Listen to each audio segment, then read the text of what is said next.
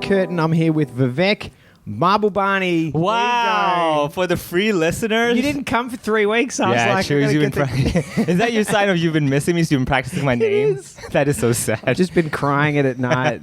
How you been, man? I'm all right. It's good to be back with my mic. Yeah. So if you're enjoying the podcast, please hit subscribe. And I need to do a massive... Oh, by the way, this is our 50th episode. Wow, 50. Yeah. Ooh, that's too short of a year. I was going to say, it's we've hit your age. Yeah, exactly. In my mind. Yeah, I feel... My skin's 100. Oh my God, yeah, I feel the same way. I have to do a massive thank you to the Patreon subscribers who are, I would say, honestly, our more attractive listeners. Uni and Nina McGrath, thank you for joining. We've hit our target. We are now covering all of our overheads, and so our next target is to add 10 more patrons, and we're going to start upgrading all the podcast equipment. So is this basically what it is? Like, as we get more Patreon subscribers, we're going to just have more overheads unnecessarily. Like, all of a sudden now we need coffee with our recordings. Well, I do. I don't know if you've heard the podcast when I haven't had a coffee, but it's pretty slow. That's 49 episodes of that, isn't it? No, but seriously though, the getting the equipment, first of all, it massively helps with the editing and the quality of the podcast goes up a lot. So we want to make a good podcast. So thank you to all the patrons for being amazing. And we put out a bonus episode every Thursday for them and lots of other video content and photos and stuff. And today's guest is Fion Leung. Very excited to have you on here. Hi, nice to meet you guys. Yeah. And Fion has a charity where people volunteer their time and meet their idols called Time Auction. And she's also the co-founder of the Mindful Movement, which I think we can all agree is something everybody needs right now, right? Yep, it's a group meditation event company, but I guess with COVID, we haven't done anything for the past year and a half. I mean, I would have thought mindfulness would be perfect for COVID. Like, don't talk, sit in distance, don't notice the person around you. This isn't exactly what we need in COVID, like less interaction. Right, and in some way, I think we're forced to do more meditation. Like, we're just sitting at home and there's nothing to do. So it's like just a big year-long meditation. Are we calling that meditation now? Yeah, we've come to that point in our lives where, like, I'll take it. I just need to convince myself I did something with my life. I just meditated for 3 hours. Exactly. / did nothing. Yeah, the unemployed and meditation masters on the resume. I like meditating. I feel like it's a polite way to tell someone that they need to stop talking. Yeah, exactly, and maybe get some self-awareness. Especially if you're having lunch with them, you're like, I'm going to meditate now. I was like, well, what did I say? Did I just do some mindful eating? Yeah. So let's take a step back a little bit. You're Hong Kong born and bred? Yeah, I grew up here, and then I studied for about a year in London studying art. Then came back to study business. But most of the time I was here. What was studying art exactly? What did that involve? So I've always been like the art kid. Like, I love drawing and like creating stuff. And so naturally after high school, I went to, apply for art universities and did a foundation year in London. And then, so that was just like exploring different art direction. And then one holiday I came back and then my dad was like, hey, what are you studying in London? And I was like, art, Dad. I thought I told you, like, we just know, like, you knew all this time. Yeah. And then he's like, oh, shit. Like, you're going to live on the street. What are you going to do? Yeah, always one of those. Okay, yeah. You should bring him to art galleries next time. Be like, Dad, look at that piece. Guess how much? He's like, what?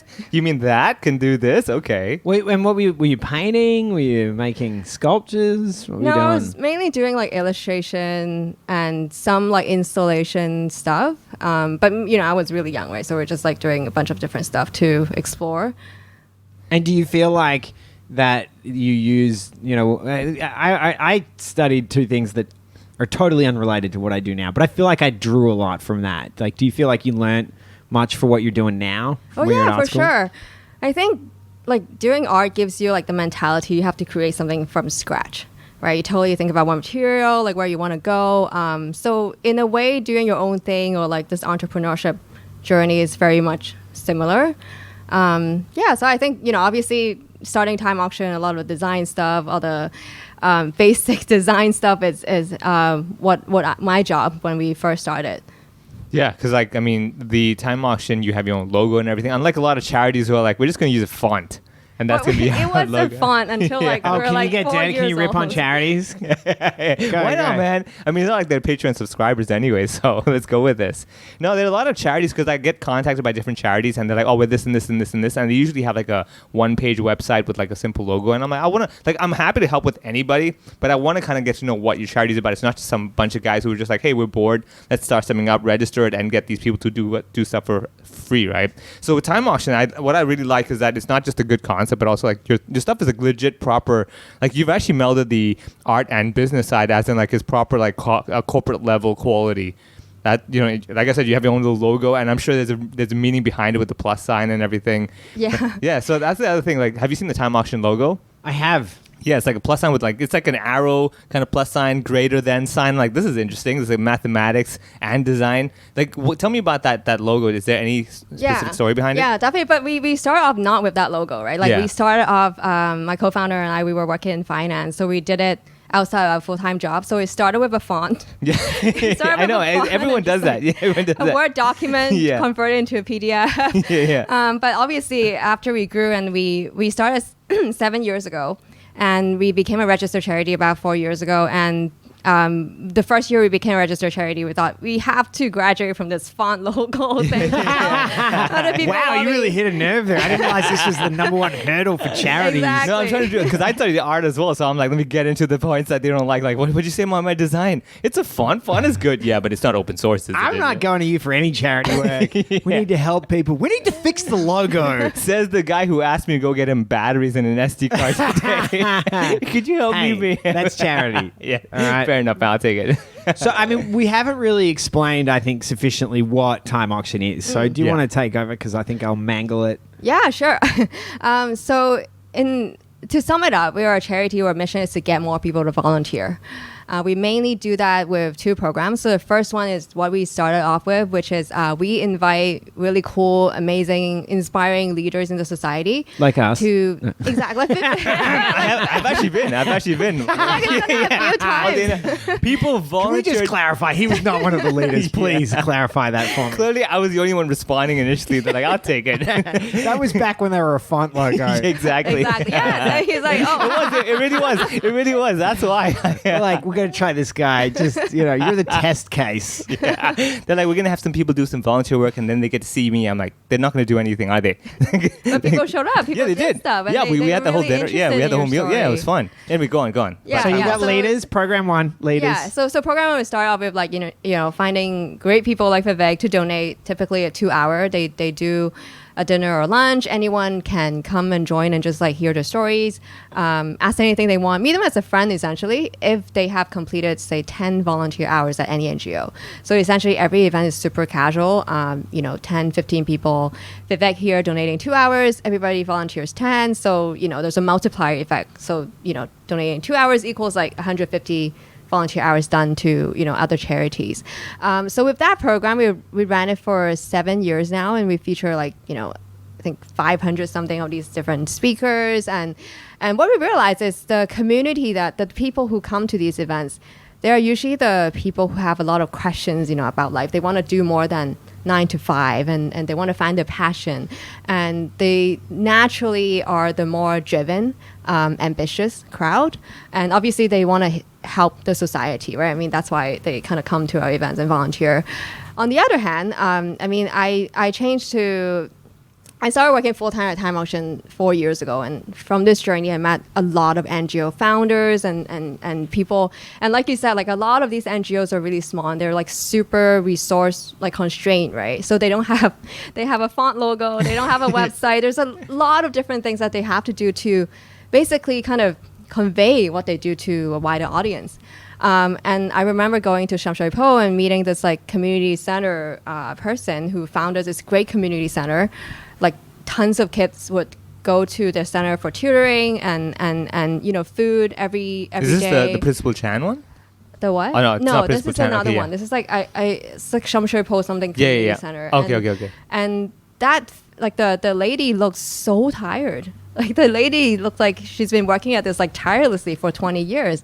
And I'm like, so how's it going? She's like, it's going great. But other than, serving these community, like these kids, I still have to do marketing, design, fundraising, and all the other stuff. And she's not good at those things because it's not her expertise. And what happens usually is these NGOs would just end up spending a lot of time on those things, trying to change a font logo to a nicer one, and they end up doing it really badly anyway. So anyway, back to the second program that we launched in 2019 is because the volunteer community is so diverse and so many different skill sets.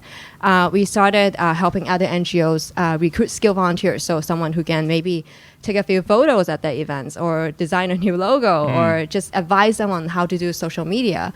And that's the second program we launched. Great timing, like pre-COVID and late 2019. And I think because of COVID, this has really kind of taken off. A lot of people sitting at home, they want to help out, but these projects, they can do it, in bed, at home, anywhere, whenever they want. And I think over the last year and a half, we connected almost 4,000 people to 300 charities now on like 600 to 700 of these different projects. So it's great to see this. And just to sum up, those are the two programs that we run. So how difficult was that? How was the transition when you went to full-time time auction? Was that a big jump for you? Yeah, huge jump. I mean, I worked in a bank, and I changed to work at a startup and then started doing time auction full-time. Initially, it was just me. I was super excited to go to work, but usually, so we sit at our donor's office. And your dad's like, oh, you should go back to art school. Yeah, my dad's is another story. He's like, what are you doing? You're like, I'll tell you, Dad, I'll have a 2-hour meeting with you after you donate 10 hours to this NGO of my choice. Exactly. But it's super different. Like running your own thing, suddenly nobody will tell you what to do. And suddenly you have to think about where your organization will go. You have to get the resources. You have to kind of think of a plan. So I started, just learning a lot about what other entrepreneurs, when they first started out, what they did. And I try to incorporate certain habits. So for example, one is every Sunday, I would sit down and kind of review the week before and what time spent actually had a bigger payoff, what was a waste of time, and then think about the week after, kind of just try to make sure moving forward every week. The other thing is it started getting a little bit overwhelming. So I started picking up meditation as a habit. And so that was, I guess, major changes, just how you think about your lifestyle and where you spend your time. When did it get overwhelming? Like in the beginning, straight up, and meditation began there, or as it expanded to a certain point? Yeah, I mean, it got overwhelming when I was about to change into doing it full time. Oh, okay. So I would still have my day job, and now I would do time auction stuff at night. And then it just feels like there's so much non-stop, going on. Right? Yeah. Oh, yeah. I think that's what happens to a lot of people. I've noticed that, as we've had guests before as well, when they had that point of like, I'm frustrated both sides because I'm getting exhausted. I don't know how to bounce it off. It's a really common theme for our guests of people that have had to make a transition from, let's say a traditional job.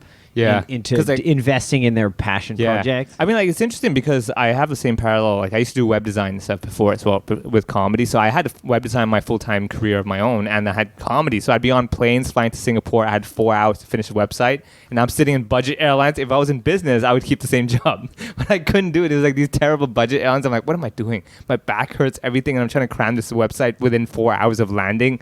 It's ridiculous. So I know at that point, but then it's really hard because I'm always curious. Like, at what point did you just say, if you had to give a percentage, your full-time job time and also your passion, this charity time, what percentage was it that you said, I'm just going to throw away the full-time job and go full-time with my charity?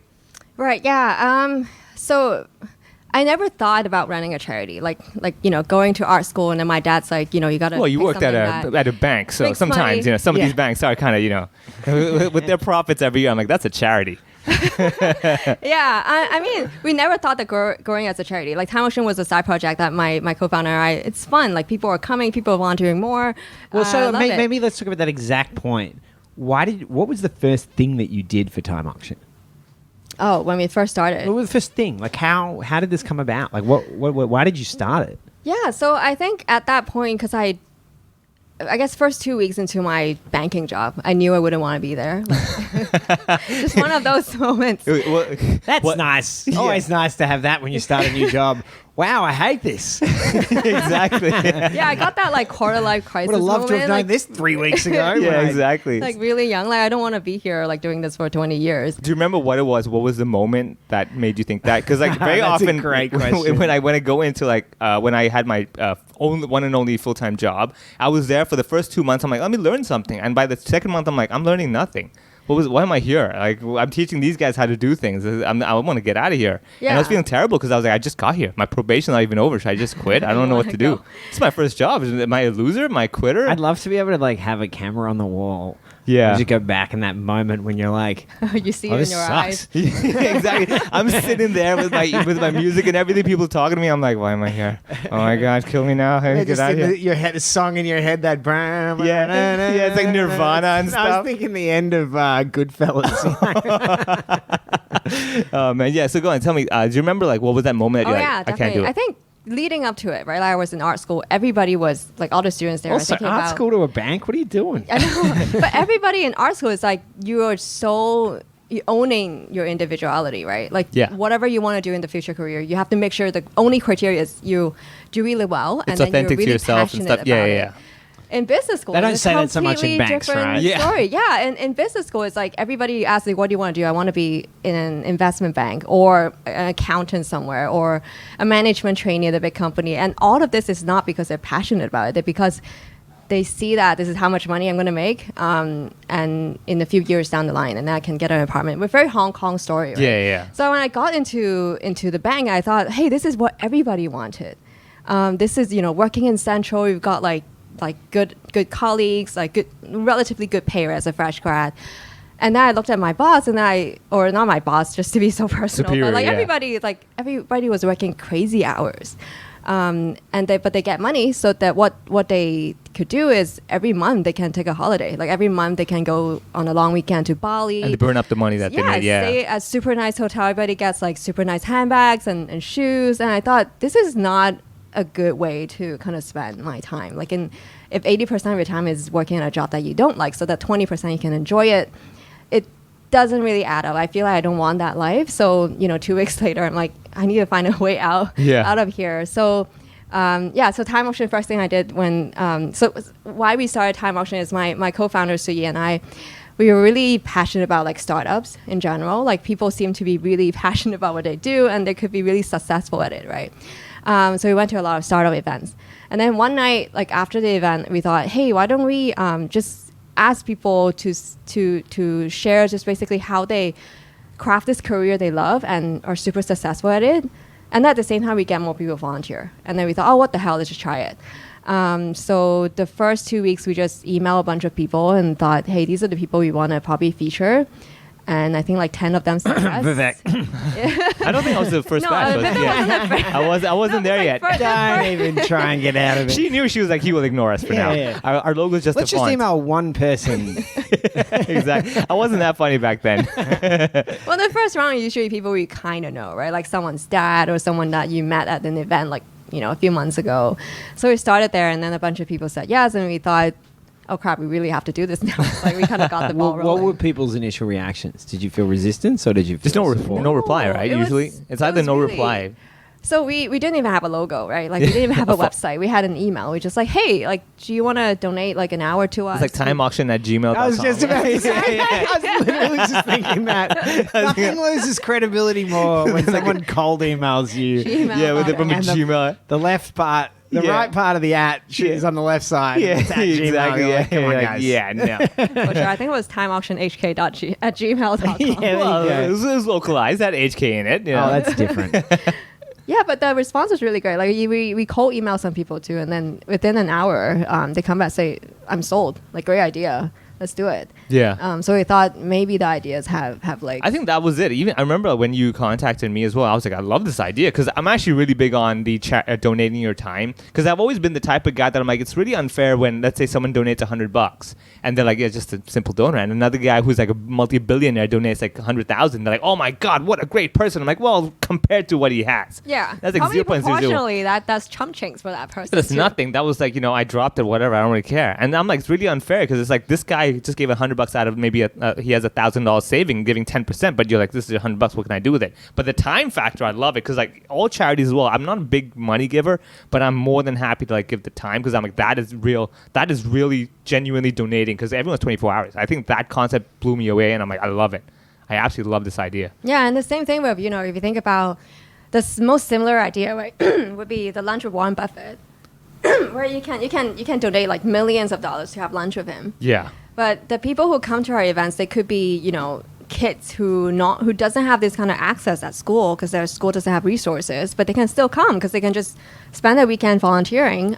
So it doesn't matter how rich or poor, whatever age group, what connections you have, you can still come and learn. But let me ask you this: have you actually had a guest so popular you had to have kids auction off time? I'll do 12 hours. No, I'll do 13. It's like, have you had anyone do that? Yeah, the auction part is a bit misleading. We started off with that, but what we realized is some people are just like love volunteering, right? So they do it every weekend, so they have like 500 hours just from 1 year alone. So they're like really loaded on our platform. Yeah. And we didn't do the auction bit at the end because we want the people who never volunteer to go do it. Yeah. So 10 hours is 10 Right, hours to so be it's favouring the standard. people who are already heavily invested in it when you're really trying to encourage the people who are getting into it, right? Yeah, exactly. Okay. I mean, well, so then what are the more prominent guests other than this guy? Have you featured? Because I remember I was at the... other than we'll whack marbles on. Yeah. This guy. Because like I was actually I hosted the 50th year anniversary party that you guys, celebration Yeah. that you guys had, and I was blown away by the different guests that you had, the different calibers, different levels. Like, was there one or two that really stood out where you're like, I can't believe they responded. I can't believe they're agreeing to this. I feel like every time we get a response, it was kind of like that.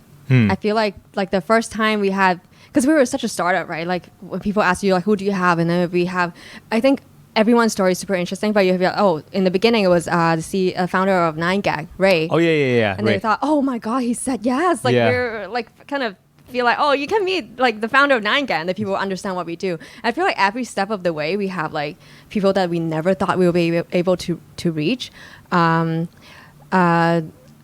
Because we feature such different people, so Yeah. I wouldn't say there's one person who was like super, super. Has it? What's one that stood out to you?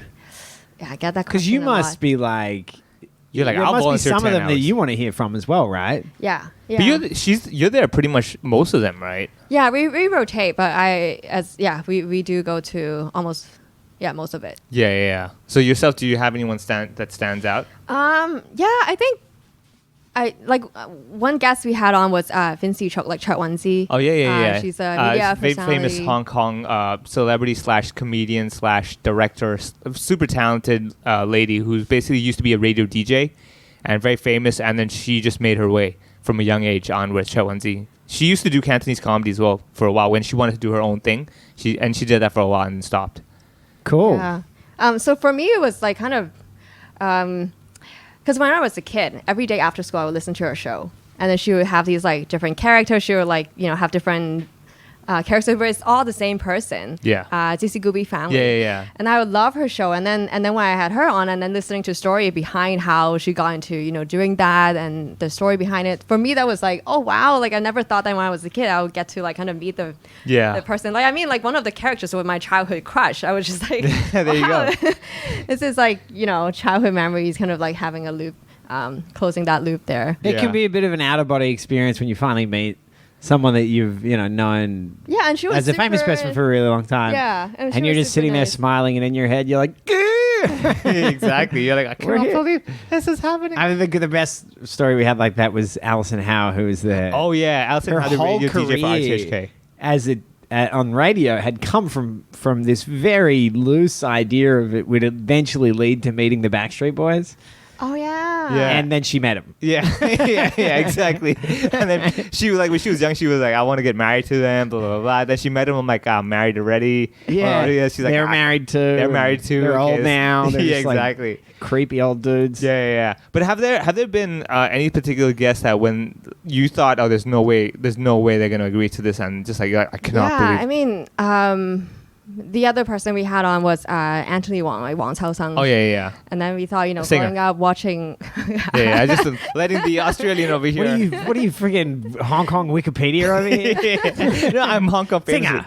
He's like 5'7", exactly. black hair, Glasses. likes fish. Glasses. You've Beard. probably Anyway. seen his work. Like, if you've seen, like, you know, Wait. Mogando, like, What am I saying? Well, singer. Sorry, actor Wong. You didn't get it right. I was thinking of Anthony Wong. Oh, sorry. The voice of confidence. You know? Oh my god! I can't believe I mixed it up. I would like to just clarify that we do I'm not leaving edit all this. of this in. Exactly. None of this Sorry. will be edited actor, out. very famous actor. Yeah, he's done like he's You didn't even huge. call him out on it. She's polite. No, she was like. I thought she was- he was messing with you. Sorry. Yeah. Go Yeah, on. like people like that. Like, we had dinner with him, and then it was just sold out in like a minute, right? Like, Yeah. People we never thought we would be able to kind of feature and reach, and just hearing how he got into the whole acting thing, Yeah. and then the struggles and all that, it was very interesting. And getting some of those big names must really help elevate your profile as well, right? I guess. I mean, yeah, and from a startup point of view, right? Like, now we have coming up, we have Sammy Zhang, Dan Selman, and a bunch of other people. Like, Sammy I Chung guess- was like, okay, singer. This one singer. You know, Sammy Chung was like the Mahjong queen. enthusiast. Yeah, queen of. You could pretty much say the current queen. Well, okay, one of the current queens of Cantopop. Yeah, I'd say, yeah. huge, like one of the biggest. And do you think that obviously it's very Hong Kong focused? Do you have any ambitions to move beyond Hong Kong? Yeah, actually, pre-COVID days, we were in 7 other cities. So we were in Singapore, we were in KL, and all those chapters are run by volunteers. So kind of like TEDx, where they bring our concept there, we train them, we guide them how to do everything, and they use our platform. So, but obviously, COVID, Hong Kong is already a better place to be in, so Yeah. everything had to kind of put on hold there.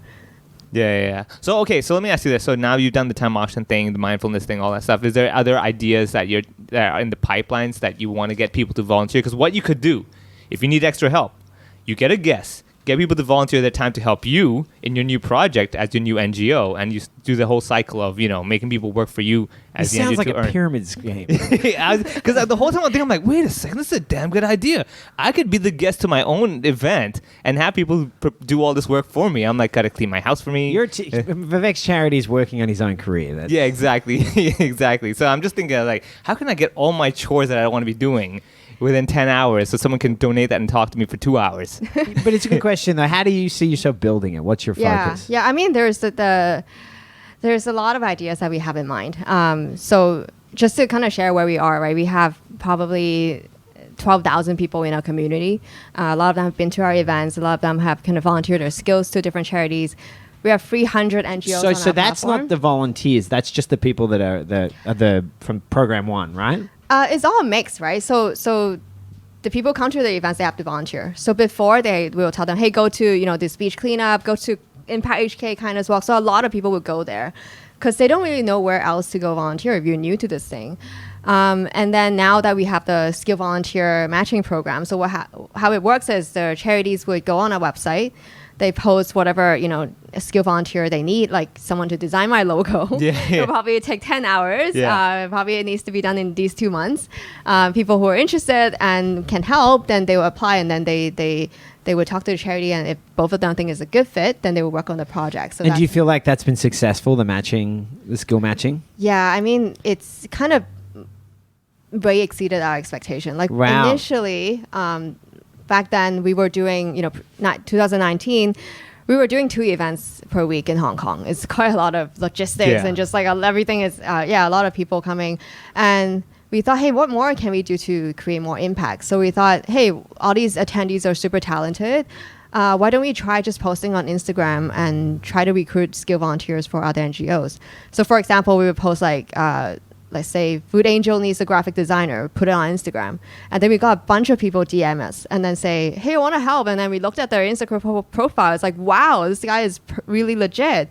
And then we had a intern who would just like full-time just introducing everybody. She would do like hundreds of emails like every week and like, hey Vivek, meet this person, want to do your logo, and like you guys kind of like Take it off from there. take it off from there. And now our platform launched in August, so that just like kind of taken off really quickly. So I would say, so in just such a short period of time, right, like you get like 4,000 people to help like 300 NGOs on different projects. And these are also like really impactful projects too. Like for example, obviously with COVID, a lot of NGOs, they have to pivot, like all businesses do. So we helped an educational charity who usually have like these in-person classes at underprivileged schools to change their whole curriculum to online. And then we got 9 video editors to create the whole like online course. And then the teachers came back and say, oh my God, like these kids are learning so much. Like their mock exam they're doing like 40% better than last year. Wow, So it's stuff that's like great. that Yeah. it's really heartwarming. Can I ask you this? Like, is your dad like impressed now? Or the best way to get him though is like, do you know any like idol of his that? Yeah, that always works. Yeah, what you should do, get his idol, and if he wants to meet him, be like, Dad, 10 hours, get to work. I mean, the thing is, he's been working in China for like, from since I can remember. Oh, yeah, His yeah. idol would be like, oh, someone really famous in China. I'm like, who is that? Yeah, like, I have no idea. idea. Not there yet, man. No, I mean, he's better. Like, I Yeah. think with parents, like they don't really understand what you're doing. But Yeah. then They see you- after a while, you're Yeah. on newspaper, and then they see, you, I think you're doing okay. Yeah, There if they're should be featuring you, something clearly here. something. Depends what the Right. newspaper article's about. Let's be Yeah, honest. true. It's like, I get stopped on Rogue the street. comedian arrested in LKF. I mean, getting stopped on the streets to get you, autographs, the photographs are cool. Getting stopped to get your ID card checked, not so cool. So Yeah. like different things. Yeah. So okay. So I guess like Dad's like super impressed now. As in, does he have any comments? Does he come in and be like, I want to be a once in a consultant? while, he would say, so when are you, gonna make money again? When are you gonna go back to doing something? He's for really profit? That's doing a what hint, he can to man. get rid of that stereotype. It's great. Yeah. That's a hint. What you should do, right? Write him a blank check, be like, Dad, right here. And I don't you're know like, if I can afford to do. well, if he does write that number, you're like, Dad, I can't believe it. What do you think I am? An ATM machine? Also, I like the idea of saying, like, when are you going to make money? You're like, it's a charity. That's, Yeah, exactly. That's the point. The moment we make money. You're saying I should steal? Like, what? Yeah. So why is charity so important to you? I feel like why are we pushing more people to volunteer, right? I But for feel like you, it's like, why is this worth your time? We've spoken a lot Well, I about didn't- like time. You've put so Yeah. much of your time into this. Why is it that you feel like this is worth your time? Yeah. So initially, how I got started was back in the bank. They have all these like volunteer committee and activities, and I would join all of those because CSR just, programs, social responsibility programs, and all those. Yeah, you mean? Yeah. As a reason to get away from my day job, right? Just like, hey, I can't work today because I got to do this like committee thing. Yeah. But then after I got into it, I really liked it, and I realized it's an educational experience, right? Like, you learn so much more about the world and yourself. Give you an example, like I went to a beach cleanup, and you think, oh, it's just easy, like picking up like plastic trash off the beach. But once you're there, you realize, oh my God, like the problem is crazy. Like there are trees that are growing like through these plastic and all that. There's no way that you can solve the problem by doing beach cleanup. And then after that, the first thing I did was I get a reusable coffee cup, and I'll have like my own water bottle. So I stop, buying, disposable stuff. Yeah, and, yeah. and people ask me if you want a straw, you start saying no. And I feel like it's an educational experience, and it changes your perspective, and it might affect like how you act in the future. Same thing with like Impact HK Kindness Walk, right? Like you never knew there are people who are living like just in Causeway Bay and all these places outside of where normal. That you walk past all the time. Yeah. And you don't realize where the problem lies. And once you go to the kindness walk and understand the work that the charity does, and you know, hey, the answer is not money, it's not shelter, it's actually friendship and just care for these people. So you know more about the world, and it changes you in ways that you might not expect. So I think it's something that we want more people to have that experience. Yeah, would- one interesting Yeah, go point on. like that I noticed is this is sort of tangential a little bit, but just how you start to see the problems differently, is when you would walk up to someone homeless and you would give them food and they would say no, and the guys are going to just put it nearby. Because there's a pride thing. Like even when they have nothing and objectively their situation is so bad, there's still pride. And they don't want to some people just don't want to take something. But if you leave it nearby and you sit by and you're really nice and open and feel safe for them, you watch when you're not looking and they'll lean over and they'll eat it because they need food. Yeah. The need is there, even if there's this like, on all sides, this problem of an ego at play. Definitely. You understand more different perspective of the problem by just, going there, seeing that upfront. And how complex it is. Yes, exactly.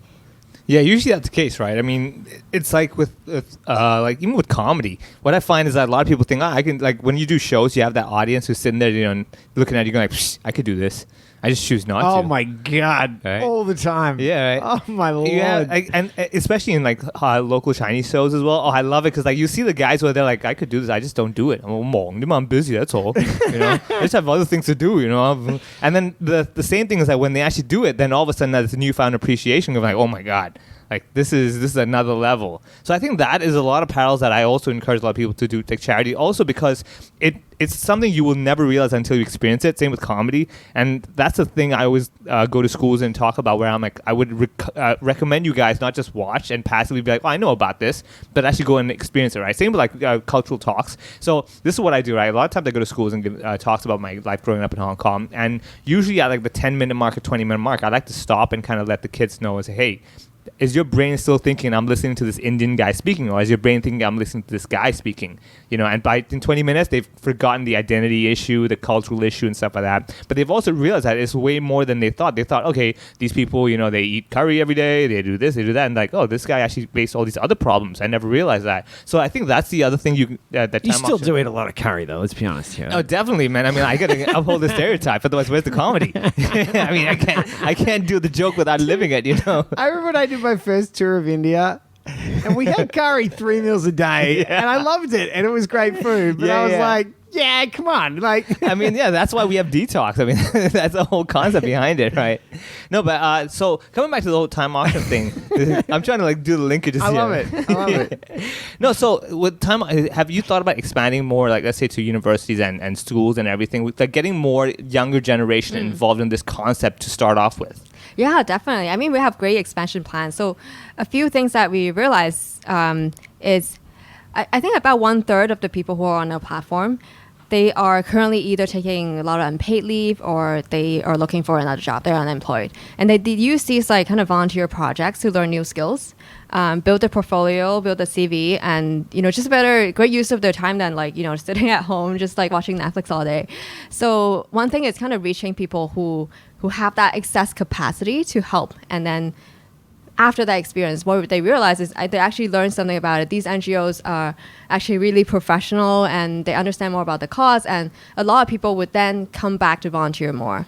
The other thing is we're talking to a lot of corporates. You know, pro bono work is a big thing in law firms, right? Because I think part of the lawyer's license required them. Yeah, they get a tax benefit. I think if they've got. I don't know what they get, but it's like a standard kind of practice. Yeah. But the same thing could go for like design firms and marketing firms and different kind of skills. And we're talking to a lot of companies about that, and they're actually really they love the idea of like being able to contribute where they're needed most, and at the same time kind of, you know, have more portfolio, have more case studies for their company. Have you have you contacted the place you used to work before and get them to volunteer this that time? Then I know how horrible you guys are. They didn't reply me. No. But I mean, I left so long ago, so it might be I don't know who to talk to. That would have been the ideal thing. You see like an old colleague or your former like manager or boss, you're like, you need to do 10 hours before you can come here. Thank you. Please do something about that.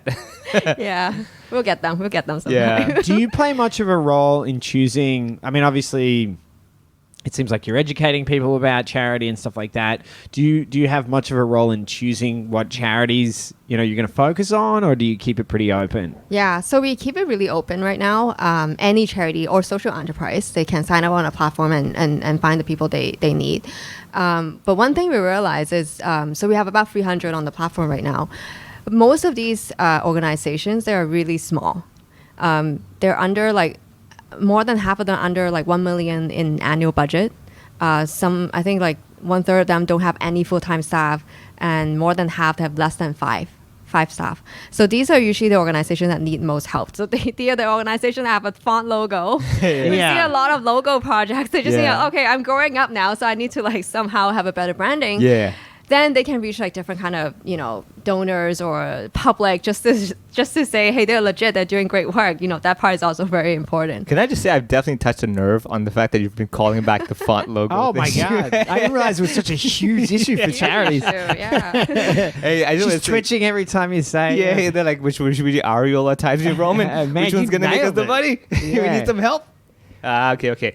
Well, I mean, so let me ask you this then finally that, so Time Auction, have you had people basically attack you guys with this idea or like trying to take advantage of it? Have you had those? Because I always find, honestly, the issue I have is a lot of different so-called charities do contact me for work or whatever. And I'm honestly, I'm happy to help with a lot. However, why I have to do my homework is because I find more and more that people claim to be a charity or like a non-profit organization. I get there, I'm like, you're a bunch of CEOs sitting around having dinner and claiming you're doing charity by donating $100 each into this so-called charity pool that you made. Yeah. And I was like, why am I doing this for free when you guys are like, rich multi-billionaires? Yeah, definitely. We've been to charity events where, hey, wait, this is just a big party with some uncles going sing karaoke, just a reason for them to get off stage.